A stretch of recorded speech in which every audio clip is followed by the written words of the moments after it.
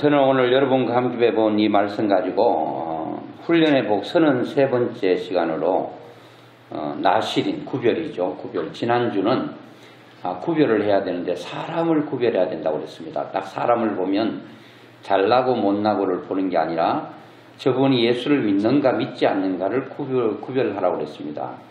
지난주는 사람을 볼 때에 그 모습을 보는 게 아니라 그 속에 있는 영혼을 봐라 그랬습니다. 그렇다면 오늘은 그 사람 두 번째로, 그럼 사람을 우리가 보는데, 영혼을 보는데, 앞으로 우리 교회가 새로운 영혼들이 돌아올 때, 즉 아버지가 기다리고 있는 탕자와 같은 사람들이 돌아올 때 집안에 있는 큰아들이 되어서는 안 되겠다라고 하는 것입니다. 그래서 오늘은 그 사람 중에서 영혼을 보는 게 아니라 그 사람의 성격 아니면 성품, 그리고 그러한 마음들을 한번 점검해 보면서 내가 과연 수많은 영혼들이 돌아올 때 그들을 한결같은 사랑의 마음으로, 아버지의 마음으로 그들을 품을 수 있는가. 그게 뭐 꼭 새로 돌아오는 영혼들 뿐만 아니라 여러분들 가장 가까이 사람들을 품을 수 있는가. 여러분들의 마음에는 모난 부분이 없는가. 여러분의 성격이 바르지 못하고 뒤틀린 부분은 없는가.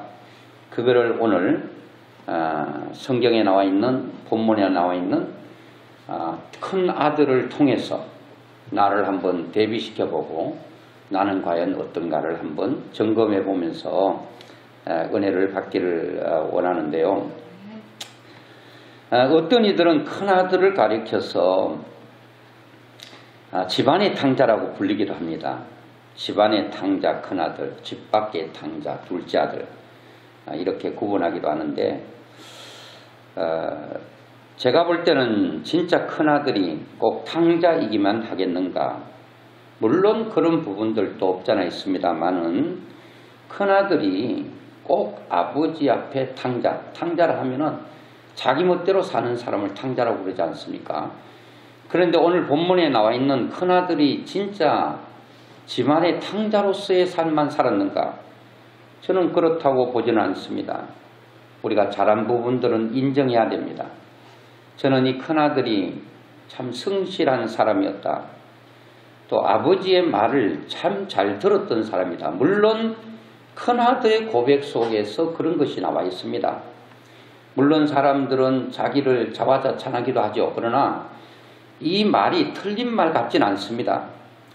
자, 큰아들의 고백이긴 하지만 그 고백을 한번 들어보면 그의 성실성을 알 수 있는데요. 이렇게 말합니다. 본문에도 보니까 큰아들이 어디에서 돌아왔다고 말합니까? 그것은 25절에 보니까 아들은, 큰아들이죠, 밭에 있다가 돌아와, 이렇게 표현하고 있습니다.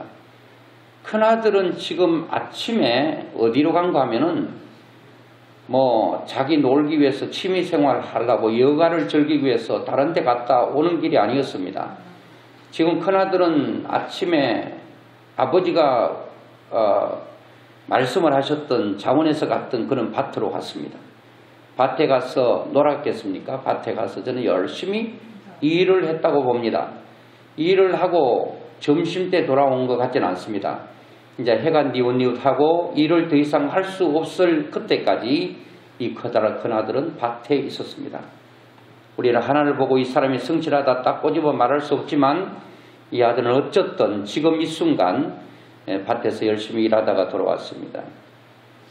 그리고 큰아들은 또 아버지 앞에 이렇게 말합니다. 29절에 보니까 내가 여러 해 아버지를 섬겨 명을 어김이 없거늘.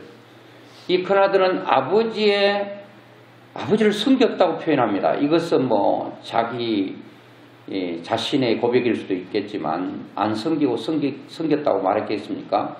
아들은 섬긴다로 섬겼는데 섬김을 받은 아버지는 그게 무슨 섬긴 거냐 이렇게 말할 수도 있지만, 그러나 아들 입장에서는 나는 아버지를 섬겼다 표현합니다. 저도 우리 부친은 일찍 세상 떠났고 모친과 함께 살았습니다. 돌아가시기 전까지. 그런데 사람들은 둘째 아들이 어머니와 함께 산다고 해서 어떻게 어머님을 섬기느냐 이렇게 말을 했는데, 저는 부모님을 섬겼다는 표현하기가 부끄럽습니다. 섬겼다고 하면 그냥 로얄 박스에 앉게 하고 부모님 원하는 것들을 산의 진미를 계속 갖다 바치면서 부모님의 마음을 행복하게 하고 기쁘게 해드렸어야 되는데 그렇지를 못했습니다. 그냥 먹는 음식 뭐 이렇게 같이 먹고, 그래서 저는 섬겼다기보다는 함께 살았다, 그런 표현이 더 가까울 것 같습니다. 어쨌든 이 아들은 부모님을 자기 나름대로 섬겼다고 표현하고, 그리고 또 한 가지는 아버지의 명을 어김이 없었다라고 표현합니다. 여기 아버지가 반론을 제기하지 않는 것을 보면 그렇다고 인정했겠죠. 내가 아버지 앞에 명을 어긴 적이 있습니까? 그리고 내가 아버지를 섬기지 않았던 적이 있습니까? 아버지께 말 안 들은 적이 있습니까? 물을 때 아버지는 야 이놈아 네가 언제 나를 섬겼냐? 그리고 언제 네가 내 명을 다 어김없이 다 이행했느냐? 아버지가 여기 큰아들에 대한 얘기에 반론을 제기하지 않는 것을 보면 저는 큰아들은 아버지를 나름대로 섬겼다. 그리고 아버지가 뭐 하라면 예예했다. 그렇게 봅니다. 자, 큰아들이 성실하고 아버지의 말도 잘 들었는데 어떤 사람들은 큰아들을 난도질하기도 합니다. 아주 못된 놈. 그렇게 표현하는데 일단 잘한 거는 잘한 것입니다. 저는 여기서 안타까움을 좀 찾아내 봤습니다. 이렇게 외적인 부분에서는 나름대로 아버지를 섬겼고, 그리고 아버지의 명을 다 어김이 없고 아버지 하라는 대로 예의하고 순종을 했지만 진짜 중요한 것을 놓쳤다고 생각합니다. 그것은 아버지의 마음을 읽어내리는 데는 턱없이 부족했던 아들입니다. 그러니까 자기 열심으로 자기 마음, 자기의 만족을 위해서 이렇게 하면 부모님이 만족하겠지. 그래서 열심히 부모의 외적인 부분에 충실을 한 것 같습니다. 그런데 아버지가 볼 때는 아들이 그런 것보다도 더 중요한 것은 아들이 내 마음을 좀 알아줬으면 좋겠는데 아버지의 마음과는 전혀 상관없이 살아가는 아들을 보면서 참 안타깝게 생각하는 것입니다. 저도 이 부분들이 이 큰아들에게 좀 채워졌으면 하는 생각이 있고 안타까움이 또한 남는 부분이기도 합니다. 이 외적인 부분에서는 참 손색함이 없을지 몰라도 성격이 큰아들은 문제가 있습니다. 제가 큰아들을 성격에 시비를 걸고 성품과 그의 마음과 인격에 토를 달고 그를 넘어뜨리기 위함이 아니고 우리도 큰아들처럼 그런 성격도 가지고 있다. 이거를 어떻게 계속 가져갈 수는 없다는 거예요. 이렇게 남은 인생을 살아갈 수가 없다는 거예요. 인생을 너무 힘들고 피곤하고 또 나와 관련된 모든 사람들을 불행하게 만드는 그런 일이기 때문에 늦었지만 지금이라도 이 마음과 성격과 성품과 마음을 좀 우리가 바로잡고 새로운 출발을 할 수 없을까 하는 것입니다. 여러분, 교회에도 어떻게 보면 큰아들 같은 사람들이 있을 수 있습니다. 우리 교회는 한 명도 없습니다만은 저쪽 동네 가면 저쪽 동네 지칭하진 않아도 있지 않겠습니까, 여러분? 근데 우리 교회는 없다는 거예요. 자, 이 큰아들에 대한 그 성격, 그 교회에서도 보면 참 나름대로 열심히 하잖아요.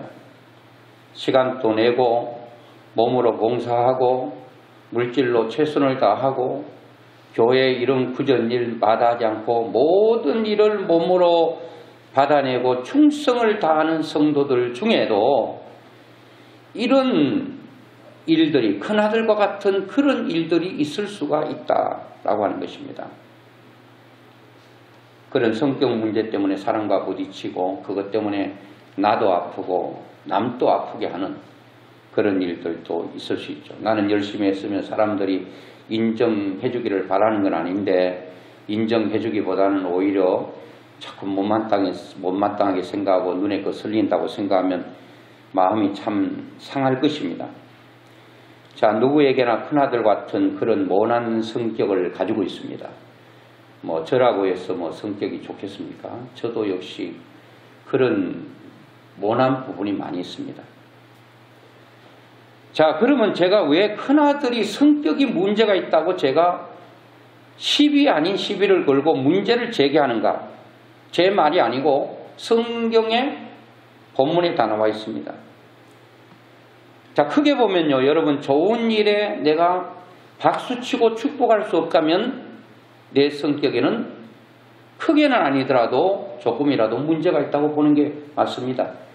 우리는 어떻게 보면 저 멀리 나와 상관없는 사람 잘 되는 것은 박수치고, 여러분, 우리는 응원할 수 있어도 내 가장 가까운 사람이 잘 되고 형통할 때 과연 박수치고 기뻐하고 즐거워할 수 있는가 라고 하는 것입니다.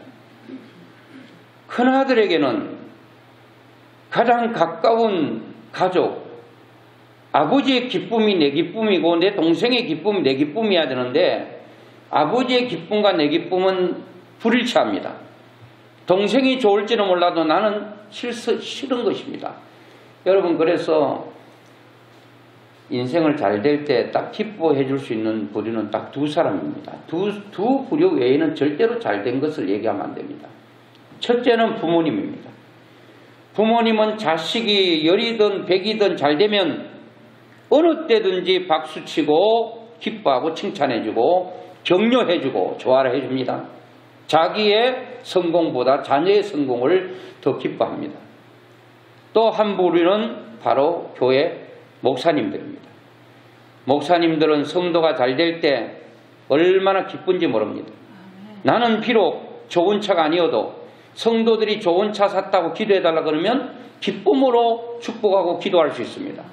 나는 비록 작은 집에 살아도 성도들이 큰 집이 필요해서 어리어리 대궐 같은 집을 사고 거기서 입택 예배를 드려달라고 하면 그것이 큰 즐거움이요 기쁨이 되는 것입니다. 물론 좋은 차를 타는 게 인생의 목적은 아니고 좋은 집에 사는 게 인생의 목적은 아닐 것입니다. 그러나 형편이 좋아져서 그것이 필요해서 그렇게 사서 누릴 수 있다는 것도 또한 축복이라고 생각됩니다. 오히려 성도들이 굉장히 힘들게 살아가는 것이 목회자에게 아픔입니다. 성도들이 11조가 늘어나는 것이 목사의 기쁨입니다. 교회 재정이 늘어나기 때문이 아니고 성도들이 형편이 좋아진다는 것을 11조를 통해서 알 수 있기 때문에 그렇습니다. 그런데 어떤 사람은 500만 원 버는데 11조를 10만 원 한다 그러면 아이고 10만 원을 어떻게 사는가? 그 목사가 고연히 그냥 걱정 끼치는 경우도 있다는 거예요. 제가 이렇게 얘기하니까 아이고 11조 제대로 하라는가 보다 그런 얘기가 아니고, 어쨌든 부모님과 목사는 자녀와 성도들이 잘 되는 것을 한없이 기뻐한다. 그렇게 보면 됩니다. 그런데요, 부모는 자식이 잘 되는 것을 축복하라 그러는데 형제들은 다 그런 거 아니지만 별로 안 좋아해요. 사촌 잘 되는 거 배 아프게 생각한다고 그러잖아요.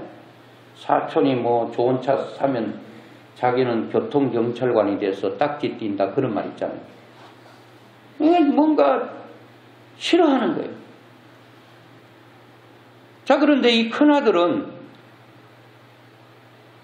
가장 기뻐해야 될 사람이 그 기쁨을 완전히 망가뜨리는 것을 보게 됩니다. 이 큰아들은 아버지가 못마땅합니다. 25절에 보니까 맏아들은 밭에 있다가 돌아와 집에 가까이 왔을 때 풍악과 춤추는 소리를 듣고 이제 일을 실컷하고 돌아오는데 자기 마을에서 막 풍악 소리와 춤추는 소리와 노래 소리가 막 들리는 거예요. 잔치집은 원래 광고를 하고 잔치하는 건데 이게 느닷없이 우리 동네 무슨 좋은 일에서 잔치하나 가까이 와보니까 그 춤추는 집이 우리 집이고 노래하는 집이 우리 집이단 말이에요. 내 인대는 그런 좋은 일이 있다는 것도 알려주지 않았는데 이걸 보고 정상적인 아들이라면 어떻게 해야 될까요? 이야, 우리 집에 좋은 일이 있는가 보다 하고 막 신나게 달려가서 아버지께, 아버지 지금 우리 집에 어떤 이런 좋은 일이 있었습니까? 라고 물어보지 않았겠습니까? 근데 풍악 소리를 듣는 순간, 내 집인 것을 확인하는 순간 내 마음이 꼬이기 시작합니다. 뒤틀리기 시작합니다. 그거는 원인과 이유를 묻지 않고 싫은 것입니다. 저는 이 아들이, 큰아들이 문제가 있다고 보는 거예요. 왜? 이미 기뻐할 수 없는 마음을 가졌다는 것과 또 하나는 큰아들은 아버지 맞잡이가 아니겠습니까? 그렇다면 동생이 언제 돌아온지는 모르겠어요. 형이 밭으로 가고 난 사이에 들어와서 12시에 왔는지 11시에 왔는지 뭐 2시에 왔는지는 모르겠는데 어쨌든 해가 떨어지기 전에 이미 잔치가 벌어졌고 잔치가 고조에 이런 것을 보면 큰아들이 밭에 있을 그때입니다. 아버지가 큰아들에게 만약에 성품에 문제가 없었다면 이 큰아들이 동생을 오매불망 기다리고 있었다고 한다면 아버지는 둘째 아들이 나가고 가슴 아파하는 그 아버지의 마음을 늘 평소에 헤아렸다고 한다면 아버지는 동생이 돌아왔을 때 제일 먼저 누구에게 이 기쁜 소식을 알리겠습니까? 큰아들이죠. 큰아들. 수많은 종들이 있는데 종들이 자기 큰아들이 어디서 일하는지 알고 있지 않았겠습니까?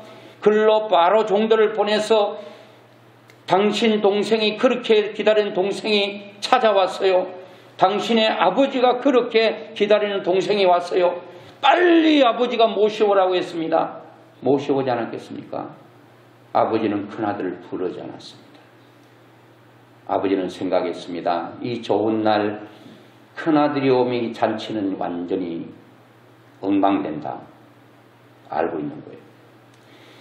이런 여러분 공동체 가운데 그 리더의 마음속에 저분이 오면 불안하다. 저분이 오면 이 공동체가 어떻게 되겠는가 근심과 걱정의 대상이 된다면 그 얼마나 불행하냐는 거예요. 야, 이 좋은 자리는 그분이 꼭 있어야 돼. 그런 사람도 있잖아요. 우리끼리 기뻐하고 즐거워할 것 안 된다. 있어야 된다. 없으면 불러들여서라도 함께 기뻐하고 즐거워하는 그런 사람이 돼야 되는데 우리가 기뻐하고 즐거워하는데 혹시가 그분이 알지 못하는데 어떻게 통로를 통해 알았어 이 기쁘고 즐거운 자리에 와버리면 큰일이다 라고 하는 그런 마음 졸이는 그런 대상이 된다면 되겠습니까? 큰아들처럼. 그리고 집에 들어가지도 않았습니다. 바깥에서 종을 불러냅니다. 한 종을 불러내서 물어봅니다. 이게 이래야 될 겁니까? 자기가 달려가서 아버지께 직접 묻고 아버지와 함께 기뻐해야 되는 종을 불러내서 물었습니다. 웬일인가 물었더니 종이 말하기를 동생이 돌아왔으며 당신의 아버지가 건강한 그를 다시 맞아들이게 됨으로 인하여 살찐 송아지를 잡았나이다. 안 그래도 뿔따고 나고 화가 지금 뒤틀리고 속이 그냥 뒤틀리고 머리가 돌아버릴 것 같은데 또 송아지까지 잡았다네. 그러니까 바로 큰아들이 뭐 하느냐 28절에 그가 뭐 했습니까? 대발노발합니다. 화를 있는 데까지 내면서 소리를 질러댑니다. 이 악쓰는 소리가 아버지의 귀에 들립니다. 이 악쓰는 소리가 잔치집에서 기뻐하는 아버지와 동생과 함께 동네 사람들이 기뻐하는 동네 사람들 귀에 들립니다. 들리니까 아버지가 실망감을 감추지 못합니다. 동생이 천번 만번 생각해서 아버지께로 돌아가야 되나 말아야 되나 얼마나 수천 번 생각하고 무거운 발걸음을 떼고 아버지 앞에 와서 아버지 이제는 아버지의 아들이라 일컬음 받는 자체가 너무 송구스럽고 부끄러우니 나를 아버지 집에 있는 종의 한 사람으로 나를 생각하시고 그리고 종들과 똑같은 자리에서 위치해서 밥이라도 먹을 수 있다면 나는 좋겠습니다. 이렇게 자기의 자존감과 자존심을 다 내려놓고 아버지 앞에 온 그 둘째 아들, 이 큰아들의 동생의 마음이 어떻겠습니까? 불안했겠죠. 당장 뛰쳐나오고 싶었을지도 모르겠습니다. 아니면 뛰쳐나갔을지도 모르겠습니다. 그 뒤에는 그런 내용들이 나와 있지 않아요.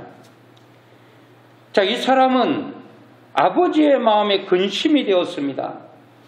동생에게 수많은 마음의 갈등과 고민과 고통을 안겨주는 사람이었습니다.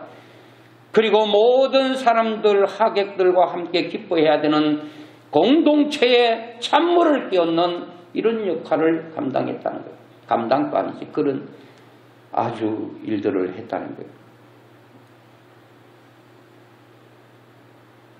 여러분, 이게 노할 일입니까? 아버지가 그렇게 기다리는 동생이 돌아왔는데 노할 일이냐고요? 어떻게 보면 이제 앞으로 새로 오는 사람들은 아버지께서, 하나님께서 기다리시는, 여기 아버지는 하나님이라고 생각하시면 돼요. 그리고 지난주에 봤던 목자는 예수님이라고 보면 돼요.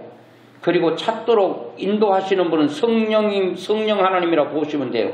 이 누가복음 15장에는 성부 하나님과 성자 하나님과 성령 하나님이 동시에 일하시는 그런 내용입니다. 그러니까 결국은 여러분, 우리의 마음은 누구의 마음으로 돌아가야 되는가 하면 하나님의 마음으로 돌아가야 되는 게 정답이고, 그렇게 가야 되는 것입니다. 그렇게 우리가 어떻게 돌아갈 것인가에 대한 문제는 우리가 심각하게 생각해야 된다는 거예요. 이 큰아들의 이런 모난 성격에 대해서 뭐 짧게 어떻게 할 수 있겠습니까? 이거는 큰아들은 어디서 상처를 받았는데 큰 상처를 받은 게 틀림없습니다. 부모로부터 인정받지 못하고 칭찬받지 못하고 격려받지 못한 가운데서 어린 시절을 보냈기 때문에 이런 비교의식을 가지고 살아가고, 남들이 좀 더 좋은 거 보면 견딜 수 없는 울분이 생기고 폭발하고 분노가 일어나고, 이 큰아들도 어떻게 보면 그런 성격을 가지고 산다는 자체가 저는 참 안타깝습니다. 이 인생이 얼마나 불행할까, 얼마나 힘들까. 자기들 화내고 싶겠어요? 자기들 뭐 폭발하고 싶겠습니까? 누구인데 눈총 받고 오히려 손가락질 받는 그런 삶을 살고 싶겠습니까? 그런데 이미 상처나버린 이 큰아들 마음속에 고쳐지지 않고 치유되지 않는 이 상태에 있기 때문에 어떻게 할 수가 없는 것입니다. 정상적인 아들이라면 이래야 되지 않겠습니까? 진짜 형이라면 이렇게 되었어야 되지 않겠냐고 하는 것입니다. 조금 전에 제가 말씀드린 것처럼 풍악소리가 우리 집에 들린다 그러면 달려가서 아버지 앞에 이 좋은 일이 어쩐 일이냐고 물어보고, 그래 네 아들이 아니고 네 동생이 돌아와서 내가 기뻐한다. 아버지 나도 너무 기뻐요. 아버지 얼마나 기쁘시겠어요. 아버지 송아지 한 마리 잡으셨죠. 뭐 어차피 내 송아지 아닌데 뭐 한 마리 더 잡읍시다. 어차피 서는 거 통 크게 송아지 한 마리 더 잡고 우리가 크게 기뻐하고 동생이 돌아옴을 함께 축하하십시다. 이랬다면 아버지가 이야 얼마나 좋았겠어요. 큰아들을 끌어안고 너야말로 진짜 큰아들이구나. 너야말로 진짜 아버지의 몫을 하고 있구나. 너는 참 좋은 형이로구나. 아버지가 얼마나 흐뭇하고 얼마나 기쁘겠습니까? 근데 그게 반대였다는 거예요. 이 아들은, 큰아들은 참 이게 또 동생을 표현할 때도요, 내 동생 이렇게 표현하지 않습니다. 뭐라고 표현하고 있는가 하면은 당신의 아들이, 당신의 아들이 지 동생이지 뭐 자기는 동생이라는 표현 안 써요. 네 아들은 돼도 내 동생은 될 수 없다 그러니 얼마나 여러분 마음이 꼬바라지고 삐뚤어져 있습니까? 그리고 송아지와 염소를 비교하고 있지 않습니까? 큰아들은 아버지도 못마땅하고 돌아온 동생도 못마땅하고 다 눈에 거슬리고, 여러분 하나도 마음에 드는 구석이 없다는 거예요. 여러분 이게 지금 동생이 문제일까요? 문제일 수 있죠. 아버지가 문제일 수도 있다고 생각합니다. 그런데 이 큰아들은 어디 한 구석도 좋은 데가 없으니까 이거는 큰아들의 눈에 문제가 있지 않겠습니까? 전체 다 마음에 안 든다는 거예요. 이거 애들도 그렇잖아. 이거 먹을 때 너 저거 먹을 다 고개를 뒤 흔들면서 아무것도 안 먹겠다네. 여러분 과자가 문제입니까? 그 애가 문제입니까? 애가 문제죠. 과자에 무슨 문제가 있겠어요? 자기 기분 상하니까 다 싫은 거지 뭐. 큰아들의 인생이 얼마나 불행한가. 아버지의 화살만 돌리는 게 아니라 동생을 비난해야 됩니다. 15장 30절에 보니까 아버지의 살림을 창녀들과 함께 삼켜버린 이 아들, 네 아들 돌아오매 이를 위하여 살찐 송아지를 잡았다고요? 그것도 버짐 먹은 송아지가 아니고 이거는 또 극찬하네. 살찐 송아지라고. 동생은 인격 모독을 하고 비하하고 뭐 저는 모르겠습니다. 추측건데 진짜 동생이 창녀들과 함께 탕진했는지는 알 수가 없습니다. 이 말은 동생을 최고로 비난하는 말입니다. 동생의 마음을 칼로 찢어버리는 그런 말이기도 합니다. 이런 물건은 물질로 품질로 표현하죠. 사람은 인품으로 그 사람을 말을 합니다. 말은 언품으로 나타나야 되는 것입니다. 이 큰아들의 언품은 어떠냐? 다 난도질해버립니다. 아버지고 동생이고 할 것 없이 이건 뭐 아버지와 동생만 나와서 그렇지 누가 옆에 친구 나와도 친구도 여전히 이 사람의 언품 속에는 굉장한 날카로움으로 사람을 찔러대고 잘라버리고 고통을 줬을 것입니다. 자, 오늘 우리도 이 아버지에게 큰아들은 실망을 안겨줬습니다. 우리도 하나님께서 보실 때 누가 한 사람 돌아왔는데 그를 받아들이지 아니하고 이렇게 큰아들처럼 소리쳐대고 아우성쳐대면 하나님의 마음에 실망을 안겨주게 될 것입니다. 그리고 당사자인 동생의 마음이 얼마나 힘들었을까. 동생의 천번 만번 생각하고 돌아왔는데 돌아온 동생의 사기를 완전히 꺾어버리는. 여러분 어떻게 힘들게 누구의 전도를 받아 교회 왔는데 오는 순간에 그의 길을 꺾어버리는 이런 큰아들 같은 사람이 있을 수 있습니다. 그래서 우리는 전도해봐야 됩니다. 애를 낳아봐야 애가 얼마나 소중하든가 알게 됩니다. 그러나 전도하지 않고 애를 낳아보지 않는 사람은 그 한 영혼이 얼마나 하나님 앞으로 인도하기 힘든지 모릅니다. 그래서 전도한 사람은 새로운 사람을 내가 전도한 사람 아니더라도 애지중지 놓으면 깨질세라 불면 날아갈세라 굉장히 중시합니다. 그래서 우리는 영혼을 낳아봐야 된다는 겁니다. 애를 낳는 고통이 있어야 내 아들이 귀하면 다른 아들도 귀하다 생각할 수 있는 것입니다. 그래서 어머니와 여자는 달라요. 나이가 아무리 먹어도 애를 낳아보지 않는 그 처녀의 몸으로 늙어가는 사람하고 애를 낳아본 10대하고 어머니가 다르다는 거예요. 그리고 신앙 공동체 거기에 잔치집에 왔던 많은 사람들에게 찬물을 깨얹고 기쁨이 완전히 그냥 반감되는 그런 일들이 일어나게 됐습니다. 저는 여기서 이 아들에 대해서 큰아들에 대해서 생각할 때 이렇게 살아갈 수는 없다는 겁니다. 처방이 뭘까? 어떻게 고치면 될까? 단순한 문제는 아니에요. 그 어릴 때 받았던 상처를 어떻게 짧은 시간에 치유할 수 있겠습니까? 그런데 저는 이 말씀을 통해서 첫째는 이 큰아들의 마음의 상처와 성격, 성품을 어떻게 치료할 수 있을까? 성경에 나와 있습니다. 이 큰아들은 자존감이 많이 떨어져 있습니다. 자존심은 또 엄청 셉니다. 자기를 높여주지 않으면, 인정해주지 않으면 폭발합니다. 자존감이라고 하는 것은 제가 늘 말씀드리지만 내가 소중하다는 것으로 출발합니다. 하나님이 너는 소중해. 그것이면 끝난 거죠. 그게 내가 인식되고 그게 내 마음속에 자리 잡고 있으면 누가 찔러대고 누가 뭐 뒤집고 뭐 까불어대고 해도 나는 여전히 마음의 요동함이 없이 감정의 어떤 기복처럼 올라갔다 내려가 업다운이 없이 살아갈 수가 있습니다. 저도 자존감이 떨어졌었는데 이사야 43장 4절의 말씀을 보고 자존감이 완전히 회복됐는데요. 내가 내 눈에 보배롭고 존귀하며 내가 너를 사랑했다라고 하는 이 말씀이 저의 인생을, 자존감을 완전히 송두리째 바꿔줬습니다. 하나님의 인정만이 인생은 자존감이 회복될 수가 있다는 겁니다. 자, 이 아버지, 하나님을 대표하고 있는 이 아버지는 이 못난 아들에게 뭔가 그 성격과 성품을 좀 바로잡아주고 싶었습니다. 31절에 보니까 아버지가 이렇게 말합니다.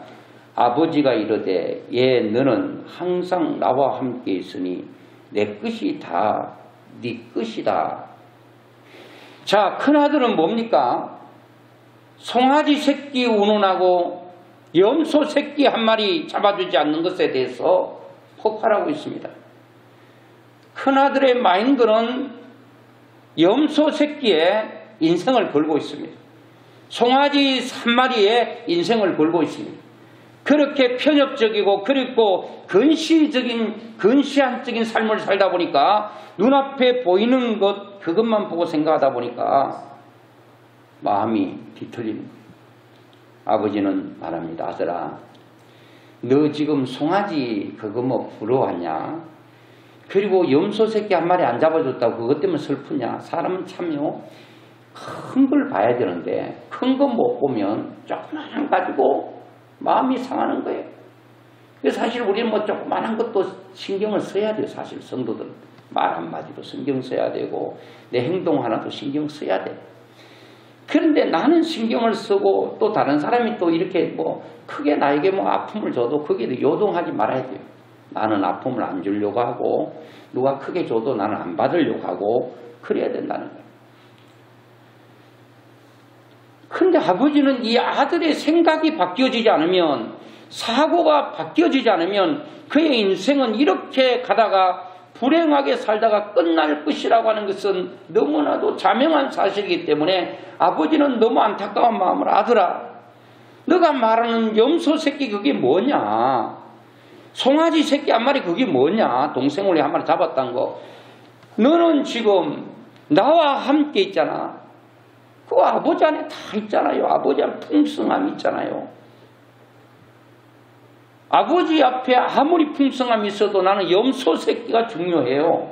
염소 새끼 운운하고 염소 새끼 때문에 아우성치고 소리치고 왜 염소 새끼 한 마리 안 잡아주냐고 아버지 앞에 해대는 이런 어리석은 아들을 보면서 아버지는 한없이 아파합니다. 왜 이 큰 거를 못 볼까?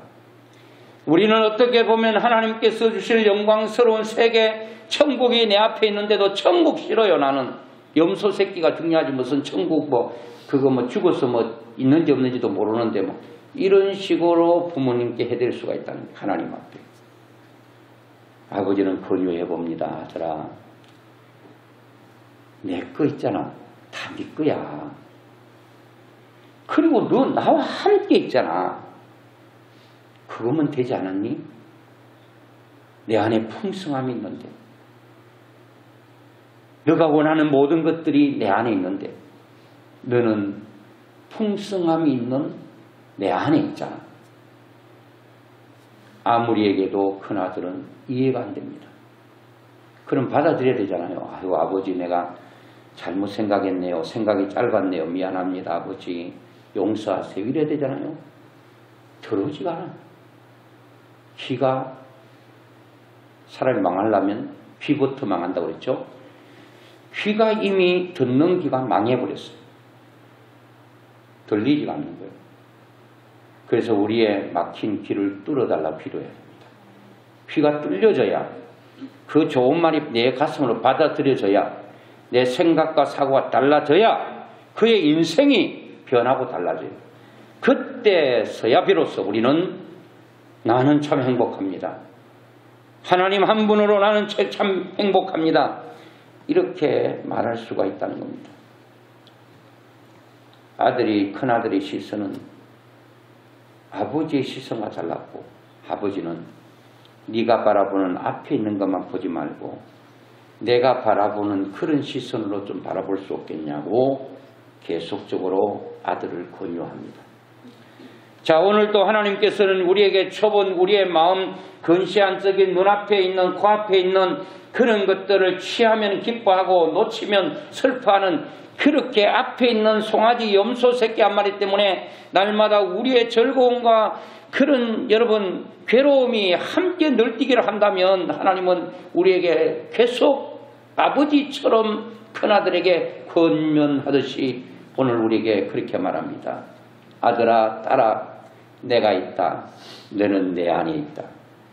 요한복음 15장 7절에 너희가 내 안에 거하고 내 말이 너희 안에 거하면 무엇이든지 원하는 대로 구하라. 그리하면 이루리라. 너가 내 안에 내가 너 안에 있으면 네가 원하는 것 다 구해. 내가 다 너의 필요를 채워줄게. 이거면 여러분 되잖아요. 이거면 되는데 이거 더 이상 뭐를 원하고 있습니까? 이게 우리 마음에 들어와야 돼요. 시편 89편 11절에는 하늘이 주의 것이요 땅도 주의 것이라 세계와 그 중에 충만한 것을 주께서 건설하셨다. 하늘이 하나님의 것, 땅도 주의 것이다. 하늘과 땅을 창조하신 하나님, 그 능력의 하나님이 내 아버지다. 그거를 우리는 믿고 받아들여야 된다는 거예요. 여러분, 그래서 여러분 이건희 씨가 아버지 이병철 그 부친으로부터 삼성을 물려받고, 여러분 그는 그래도 여러분 나는 가난해. 그러면 어떻게 하겠어요? 뭐 잡아 죽이겠어? 어떻게 하겠어요? 그걸 알아야 되는 거예요. 우리 아버지가 삼성의 완전 최고야.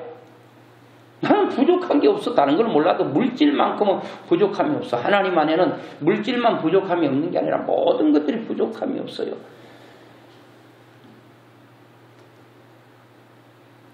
레아 마리아라고 하는 사람이 있거든요. 이제 그 CCN 가수인데 팔이 없어요. 팔도 없고 다리도 없지. 다리도 한 30cm 고가 몸뚱아리 고밖에 없어요. 근데 그분이 늘 해맑게 웃어요. 그러니까 주위 사람들이 묻습니다. 어떻게 이렇게 해맑게 웃을 수 있는가?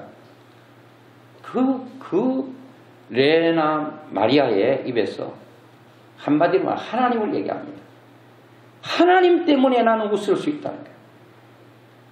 사지가 멀쩡한 사람보다도 팔이 없고 다리도 짧은 그거 가지고 나는 하나님을 영원히 찬양하리라.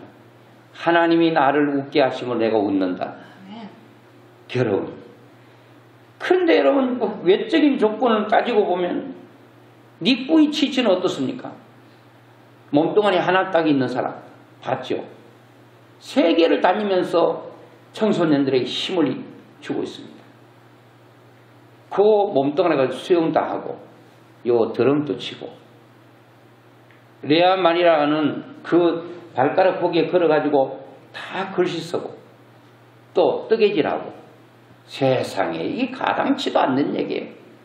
손가락 하나 부러져도 여러분 없어져도 인생을 비관하면서 내 인생 왜 이 모양 이 꼴인가. 평생 손가락 없는 것 가지고 자기 인생을 저주하면서 인생을 낭비하고 실패하는 사람들이 많이 있습니다. 큰아들은 염소 새끼 운운하고 염소 새끼의 마인드로 살면 안 됩니다.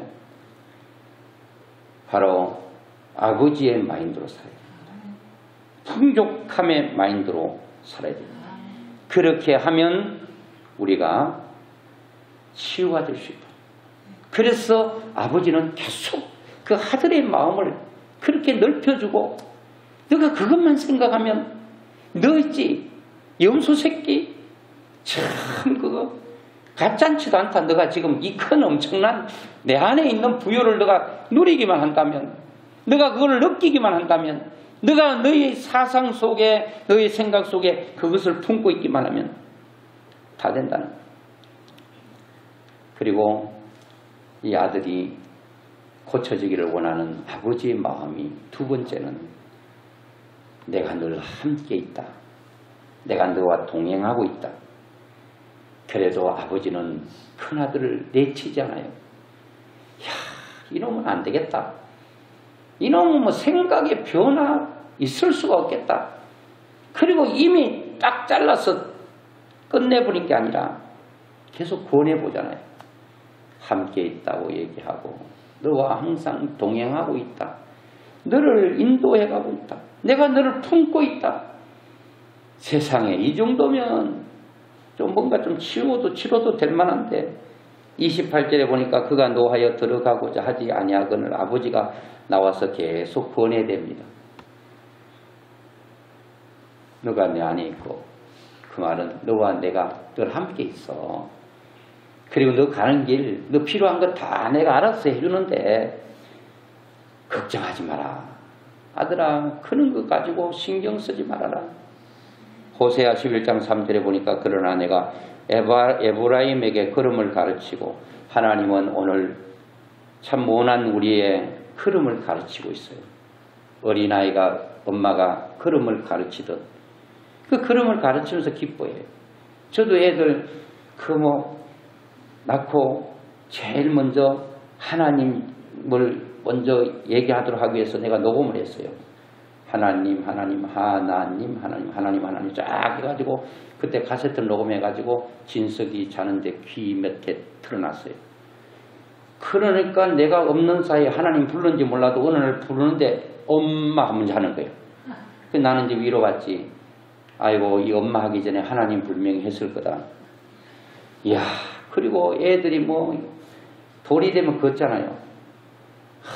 7개월 된데 걷더라니까. 그래 나는 완전히 뭐 그냥 이게 자랑하는 게 막 힘이 말하도록 애 몇 개월 때 걸어서 8개월 그 얘기하지 마. 8개월 가지고 얘기하지 마라. 어떤 사람은 뭐 돌 되면 다 걷잖아요. 그거 뭐 좀 더 빨리 걷는다고 해서 뭐 장땡이고 그렇지 않다고 해서 뭐 나쁜 게 없는데 애가 이렇게 걸음을 가르칠 때요. 한 발 한 발 더 오라고 할 때 딱 올 때 얼마나 기쁩니까? 하나님은 오늘 우리의 걸음을 가르치고 있다는 거예요. 여러분 걸음하다가 한 발짝 두 발짝 뛰다가 엎어지고 넘어지잖아요. 니는 안 돼. 안 가르치겠다. 하지 않고 포기하지 않아요. 그렇게 7개월 때부터 걸었는데 우리 언지도 좀 일찍 걸었고 8개월 때 걸었나요. 그런데 진수가 걸어가다가 다리 힘이 없으니까 몇 발짝 걸다 털썩 주저앉았는데 바닥에 돌이 솟았는데 거기 엉덩이를 쪄서 그때부터 걸으려고 하지도 않는 거예요. 안 걷는 거예요. 그래서 내가 그래도 한동안 안 걸어요. 아예 그게 이제 머릿속에 이제 트라우마로 이제 있는 거죠. 아무리 뭐 가다 주고 막 오라 그래도 안 오는 거야. 일어나 걷지도 않는 거예요. 우리는 그런 트라우마에 한번 걸렸다고 영원히 주저앉아 있으면 안 되잖아요. 그러다 그때 또 걸었는데 그 안 걷다가 그러니까 또 이게 기쁜 거예요. 하나님은 우리의 걸음을 가르치고 있다. 이거를 아버지는 아들에게 가르쳐주고 싶었어요. 내가 너의 걸음을 가르치고 있다. 포기하지 않고 있다. 그리고 내 팔로 안았음에도 안았다는 것은 보호죠. 내가 그들을 고치는 줄을 치유와 회복을 하나님 계속 에브라임에게 했는데 그들은 그럴수록 더 하나님을 떠나갔다는 거예요. 이게 인간입니다. 하나님은 걸음을 가르치면서 기뻐하고 그리고 팔로 안고 같이 잠을 채우면서 기뻐하고 그리고 그들이 아픔을 고쳐주면서 기뻐하고 있는데 그러면 그럴수록 더욱더 하나님의 품에 부모님의 품에 안겨서 부모님과 함께 기뻐해야 되잖아요. 그런데 이 에브라임은 그럴수록 더 멀리 간대요. 이 인간이 이상해요. 엉덩이 뿔이 나는 사람들 많다니까. 아무리 아버지가 타이르고 권고해도 설득해도 계속 포기하지 않고 계속 이끌어 주려고 해도 아들은 뭐 돌아올 기미가 안 보여. 오늘 여러분 우리는 하나님께서 이렇게 할 때 감사합니다. 하나님 아멘. 포기하지 않는 나를 붙들어 주시고 인도하신 것 감사합니다. 아멘. 마지막으로 하나님께서 뭐 했는가 이렇게 말합니다. 너가 동생 돌아왔는데 기뻐하고 즐거워하는 것이 이상한 거 아니고 마땅하지 아니하냐. 동생 와서 기뻐하는 게 마땅해요? 아니면 마땅하지 않아요? 마땅한 일이잖아요. 그런데 큰아들은 마땅하지가 않은 거예요. 마땅하지가 않는 거예요. 기뻐하고 즐거워하는 게 이상한 일이 아니고 특별한 일이 아님에도 불구하고 큰아들은 마땅한 일로 여기지 않았습니다. 이 일에 기뻐했다고 해서 대단한 일을 한 게 아니에요. 당연히 그래야 되는데 이 당연한 것을 당연시하지 않았던 큰아들. 오늘 여러분은 어떠세요? 누가 새로 오면은 진짜 가서 손잡아주고 잘 오셨다고 우리 같이 신앙생활 하자고 이래야 되는데 저는 12시고 1시고 2시고 전화 와서 목사님 내일은 제가 손에 손을 잡고 몇 사람 데려갑니다. 그런 전화는 3시에 해도 괜찮아요. 그런데 11시 5분 전에 전화해가지고 나 오늘 못 갑니다. 그래 하시오 하고 딱 끊어버리면 내내 마음이 무거워. 그러니까 이 새로 돌아오는 게 얼마나 기쁨이냐. 아버지는 너무 가슴이 아픈 거야. 이 큰아들이 이 모양이니 어떻게 하면 좋냐. 계속 풍성함이 너 안에 있다. 그리고 내가 너 일생을 함께 가고 있다. 필요한 거 다 준다. 그리고 기뻐해야 된다. 저는 3번째로 훈련하셔야 됩니다. 제가 서론 부분에서 얘기한 것처럼 가장 가까운 사람에게 축복이 잘 안 됩니다. 그게 축복이 자연스러워질 때까지 여러분은 훈련하셔야 됩니다. 어거지로도 훈련해야 돼요. 예수님도 마태복음 10장 11절부터 13절에 보니까 어떤 성이나 마을에 들어가거든 그 중에 합당한 자를 찾아내어 너희가 떠나기까지 거기서 머물라. 또 그 집에 들어가면서 뭐를 빌라? 평안하기를 빌라. 축복을 하라는 거예요. 축복을 하라. 자, 축복을 했는데 그 사람이 축복받을 자격이 안 되면 그 너가 빈 축복이 너에게 돌아온다. 하나님 우리에게 축복 주고 싶어서 축복을 해야 된다는 거예요. 여러분, 우리가 축복을 내가 빌지 않으면 내가 계속 상대를 축복해줘요. 축복해주면 나도 모르게 내 마음이 넓어져. 그리고 축복받았던 사람이 또 나를 축복해줘. 그러면서 주거니 받거니 축복이 가고 오고 하면서 내 마음의 모난 부분들이 치유가 된다는 거예요. 여러분 한번 어떤지 여러분 마음이 어떤지 모르겠어요. 가장 가까운데 좋은 일이 있을 때 축복할 수 있는가? 마음이 뒤틀리는가? 틀린다면 축복할 때까지 여러분 축복해야 돼요. 그래서 오늘 우리 교회 새로 오면 이 둘째 아들이 되지 않기를 더 잡아요. 더 잡아. 한 마리 더 잡고 그냥 더 기뻐하고 더 즐거워하고 하나님의 마음을 흡족해 하는 그런 역사가 앞으로 우리 교회에 계속 일어나서 큰아들 때문에 교회가 부흥하는구나. 큰아들 같은 교회에 먼저 온 성도들을 통해서 교회가 힘있고 든든하고 튼튼하게 세워져 가고 있구나. 이런 좋은 소문들이 참 먼저 믿는 저 집사님 때문에 내가 신앙이 흔들리다가 바로 자리를 잡았어요. 이렇게 얘기할 수 있는 그런 사람들이 다 될 수 있기를 주의 이름으로 축원합니다. 자, 오늘 여러분 찬양의 가사처럼 내가 먼저 할 수 없을까? 내가 먼저 손 내밀지 못하고 내가 먼저 용서하지 못하고 내가 먼저 해야 돼요. 적극적으로 내가 먼저 축복해 버립시다. 그냥 계속 축복하는 거예요. 그러면 우리의 마음이 치유가 되고 마음이 넓어지고 다 받아들일 수가 있게 되는 거예요.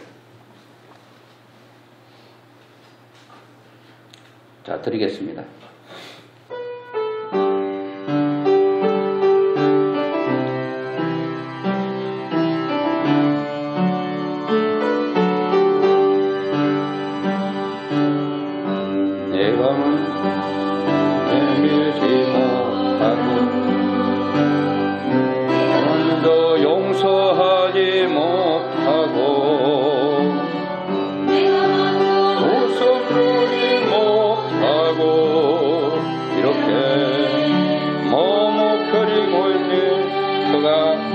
손 내밀기 원했고 손 내밀기 원했고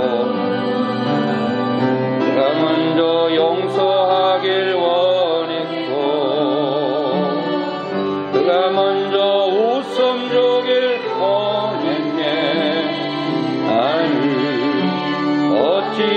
사람인가.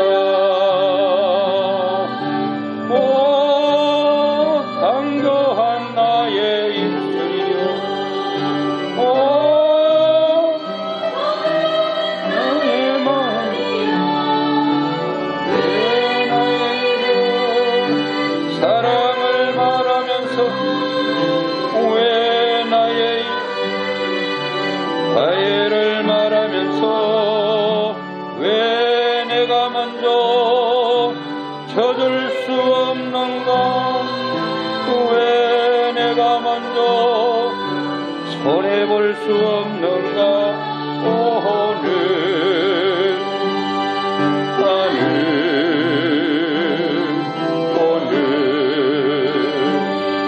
나는 주님 앞에서 몸둘 바 멀어 이렇게 하나님여 서 있네. 어찌할 수 없는 이 마음은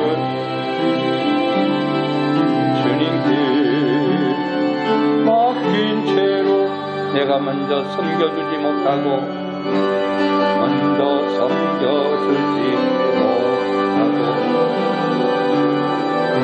나 먼저 이해하지 못하고 나 먼저 높여주지 못하고 이렇게 고집부리고 있네. 먼저 섬겨주실 것 그가 먼저 이해하길 원했고 그가 먼저 높여주길 원했네. 나는 어찌된 사람인가. 오 추악한 나의 욕심. 오 서글픈 나의 자존심. 왜 나의 입은 사랑을 말하면서 왜 나의 마음은 화해를 말하면서 왜 내가 먼저 져줄 수 없는가. 왜 내가 먼저 손해볼 수 없는가.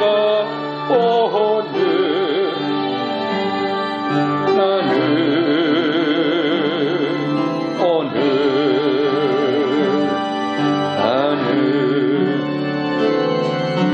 주님 앞에서 몸둘 바 멀어 이렇게 하나님 서 있네. 어찌하